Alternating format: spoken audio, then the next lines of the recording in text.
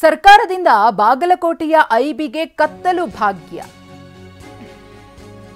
ಸರ್ಕಾರಕ್ಕೆ current bill ಕಟ್ಟೋಕ್ಕೂ ಹಣವಿಲ್ಲದಾಯ್ತಾ ಅನ್ನೋ ಪ್ರಶ್ನೆ ಎದುರಾಗಿದೆ. ನಿರೀಕ್ಷಣಾ ಮಂದಿರಗಳ ಬಿಲ್ ಕಟ್ಟದ ಲೋಕೋಪಯೋಗಿ ಇಲಾಖೆ ನಿನ್ನೆಯಿಂದ ಬಾಗಲಕೋಟೆ ಪ್ರವಾಸಿ ಮಂದಿರದಲ್ಲಿ ಕತ್ತಲು ಆವರಿಸಿದೆ. ಬಾಗಲಕೋಟೆಯ ವಿದ್ಯಾಗಿರಿಯಲ್ಲಿರುವಂತಹ ನ್ಯೂ ಐಬಿ ಕರೆಂಟ್ ಬಿಲ್ ತುಂಬದ ಹಿನ್ನೆಲೆಯಲ್ಲಿ ಪವರ್ ಕಟ್ ಮಾಡಿದ್ದಾರೆ.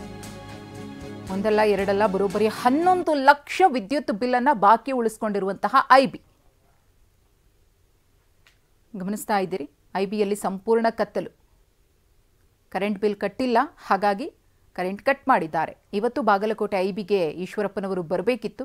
ಐಬಿಯಲ್ಲಿ ಪವರ್ ಇಲ್ಲದೆ ಆಪ್ತರ ಮನೆಗೆ ತೆರಳಿದ್ದಾರೆ ಅನ್ನೋ ಮಾಹಿತಿಯೂ ಕೂಡ ಇದೆ. ಬಾಗಲಕೋಟೆ ಜಿಲ್ಲಾ ಕೇಂದ್ರದ ಪ್ರವಾಸಿ ಮಂದಿರಕ್ಕೆ ಕತ್ತಲು ಭಾಗ್ಯ ಕವಿದಿದೆ. ಇವತ್ತು ಬಾಗಲಕೋಟೆಗೆ ಸನ್ಮಾನ್ಯ ಮಾಜಿ ಉಪಮುಖ್ಯಮಂತ್ರಿಗಳಾಗಿರ್ತಕ್ಕಂಥ ಕೆ.ಸಿ. ಈಶ್ವರಪ್ಪನವ್ರು ಬಂದಿದ್ರು.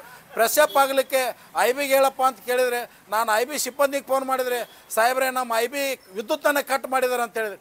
ಕರ್ನಾಟಕ ಯಾವ ರೀತಿ ಫ್ಲಾಪ್ ಆಗಿದೆ ಅಂದರೆ ಇದು ಒಂದು ದೊಡ್ಡ ಉದಾಹರಣೆ. ಪ್ರವಾಸಿ ಮಂದಿರ ಅಂದರೆ ಅಲ್ಲಿ ಮುಖ್ಯಮಂತ್ರಿಗಳು ಸಚಿವರು ತಂಗುವಂಥ ಒಂದು ಸ್ಥಾನ.